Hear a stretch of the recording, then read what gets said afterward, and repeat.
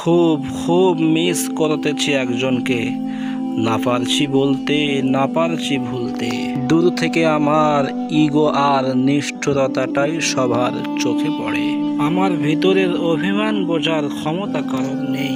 কষ্টটা একান্তই নিজের, ওটা ভাগ করার মতো উপায় নেই। মায়া এক অদ্ভুত জিনিস, যা না দেয় ভালো থাকতে আর না দেয় ভুলে থাকতে। শহরটা মিথ্যা প্রেমে আসক্ত, নতুন পেলে পুরাতন বিষাক্ত।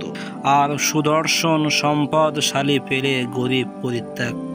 না ছিল পরিচিতি, না ছিল জানাশোনা, তবুও সে আজ যেন সব থেকে বেশি প্রিয়। যদিও গল্পটা ব্যর্থতায় ভরা, তবুও আমার গল্পে সে ছিল সেরা। পুরানো চাল বাড়ে ভাতে, আর পুরানো ব্যথা বাড়ে রাতে। মানুষটা আমার খুব খুব শখের ছিল, শুধু আমি তার যোগ্য ছিলাম না।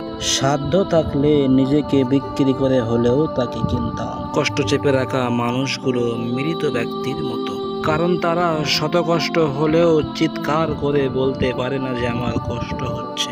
জীবনে এমন কেউ নেই যে চোখের দিকে তাকিয়ে বলবে এত কষ্ট কিসের, আমি তো আছি। তোমার আমার সম্পর্কটা প্রথমে যেভাবে গভীর ছিল, মনে হয়েছিল সারা জীবন থাকবে। আমি কি আর জানতাম এত তাড়াতাড়ি তোমার আর আমার যোগাযোগটা বন্ধ হয়ে যাবে।